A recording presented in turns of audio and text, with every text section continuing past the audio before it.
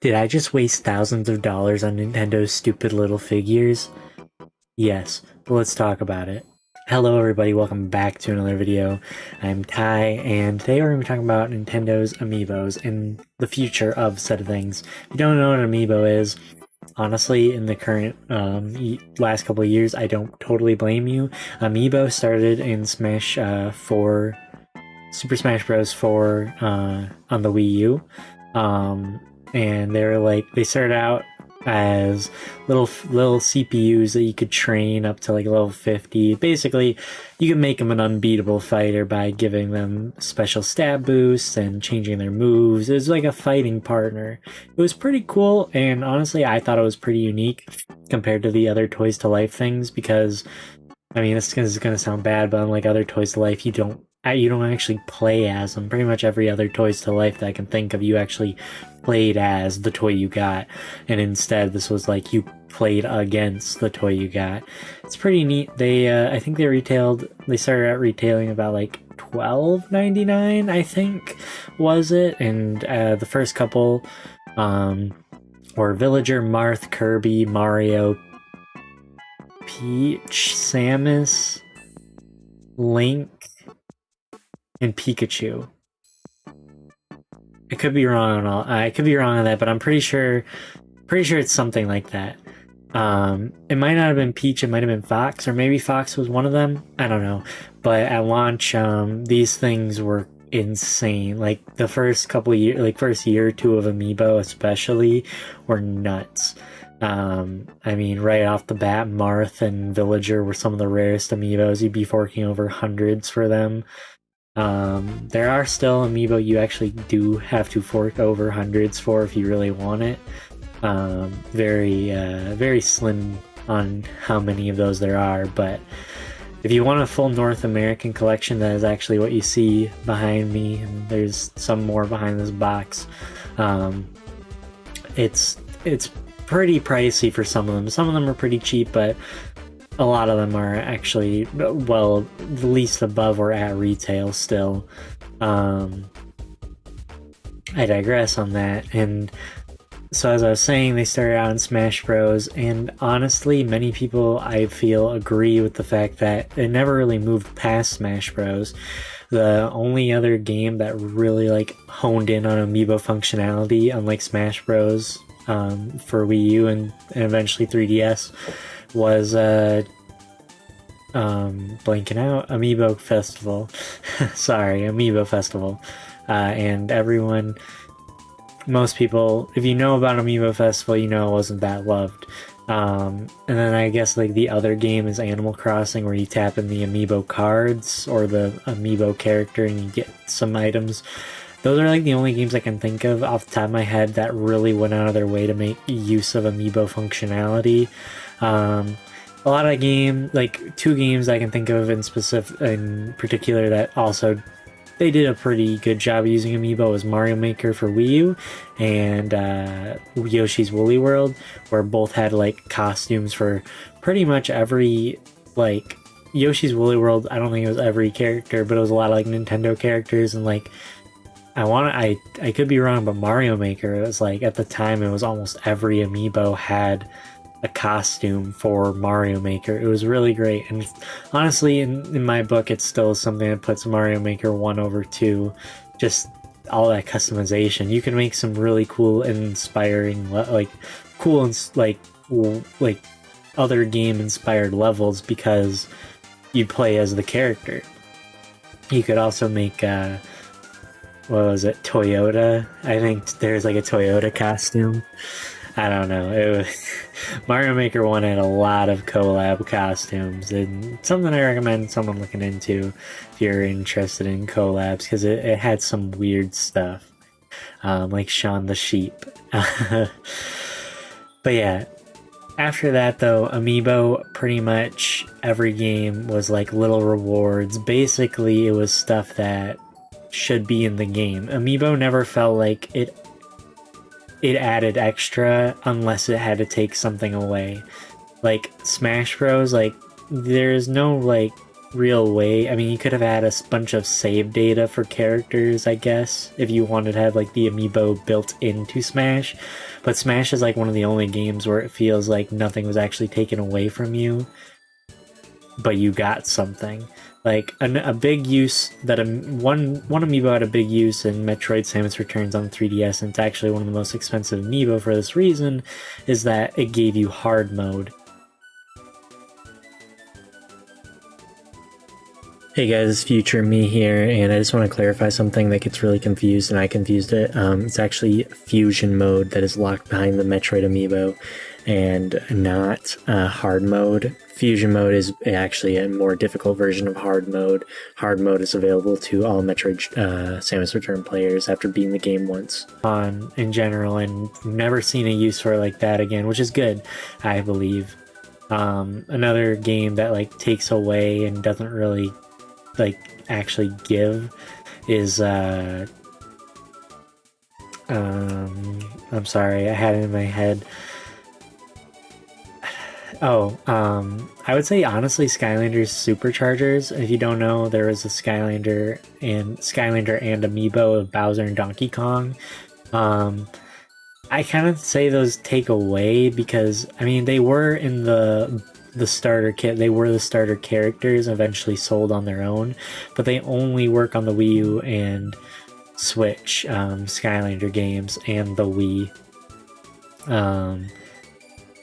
And it's, I mean, in my opinion, it's kind of like defeats the whole purpose. Like the one big thing about Skylanders was that all your characters work on all the games on any console, and that kind of stopped there.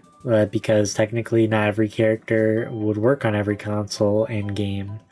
So I'm sure there's more. Like Amiibo Festival, really, that's actually another good example. And even though Amiibo Festival is built around the whole Amiibo design, realistically, this is not how you should be doing a Toys to Life game. It's Mario Party, but as a visual novel. I think it's like the best way to put it.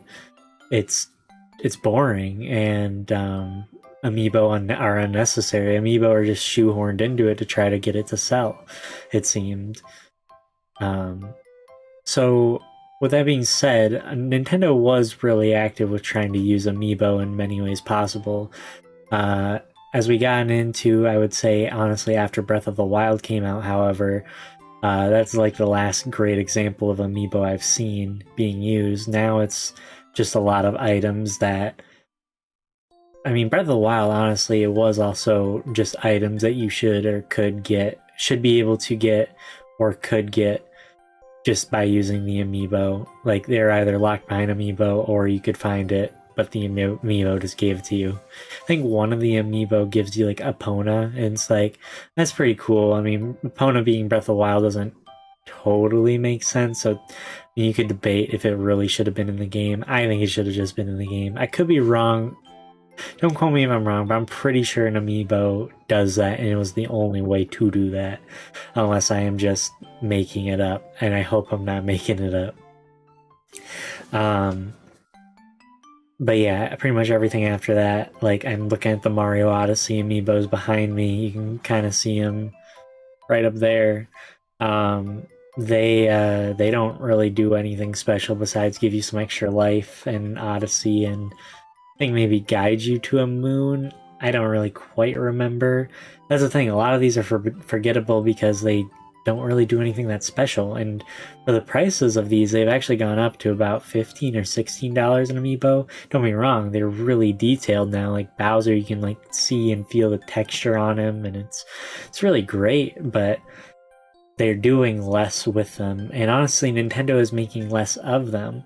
I think last year they only released 3 Amiibo, Terry, Byleth, and Banjo and Kazooie. That was like by Nintendo's own. I'm not really sure, I guess, how Amiibo are made. If I'm not really sure. There were other Amiibo released. There was like 6 Monster Hunter ones, and again, in Monster Hunter even, they just do the same thing where they give you exclusive items that aren't really that great. It's never anything as special as Smash has done, and I think that is after these last couple Smash Amiibo come out. At the moment, we're supposed to be getting Min Min in this month or next month, March or April, I believe, and then Steve and Alex were supposed to come out at the same time, but have been delayed, and so we're not really sure when that'll happen. But then after that, I think we're supposed to get Pyra and Mithra, Kazuya, and Sephiroth. I don't know if Sephiroth actually has gotten confirmed Amiibo. I know Sora hasn't. He wasn't mentioned. So I really hope they decide to finish the Smash line. Otherwise, I will go insane that they never finish the Smash line of Amiibo. But yeah, I mean, Nintendo never decided to make a game where it's like, okay, you play as the Amiibo.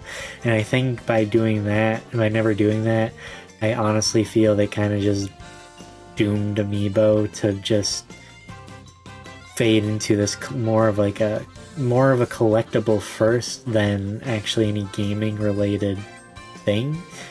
And I think that's just the future of Amiibo, that we'll probably get less and less of them. They'll just be used to like sell like special editions. I mean, Monster Hunter bundled the biggest Amiibo for both games in a collector's edition. It wasn't even in special.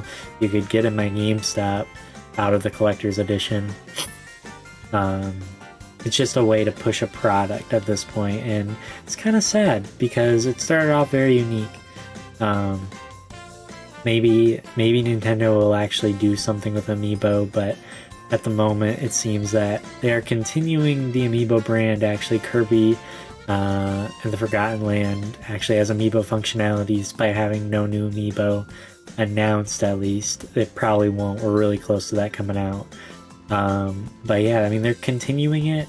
They're still making them, you know. Sometimes I'll go to stores and I'll see a restock of Amiibo, and I see restocks of certain Amiibos all the time, and it's clear they want to keep making them. I mean, they make money, they sell out sometimes, and they're not as much of a pay warmer as they used to be after Animal Crossing, so, you know, it's really hard to say what the exact future is, but I think what we're living in now, where it's like we get the occasional Amiibo drop from Nintendo, and third parties will do their own sort of thing with Amiibo to sell product. I just think that's where we're at, and it's where it's going to stay unless Nintendo or some other company decides to do something big with them. With that all being said, thank you so much for getting this far in the video. If you enjoyed it, leave a like and comment down below what you think the history of Amiibo, or not the history, but the future rather of Amiibo will be. And you know, Amiibo don't seem like to be going anywhere, so if you got some cool Amiibo, feel free to share them. I have actually, like I said, I have a full North American collection. Probably my favorite is the Mega Yarn Yoshi and Banjo-Kazooie. I love Banjo-Kazooie. But yeah, video is over, and I'm going. Subscribe.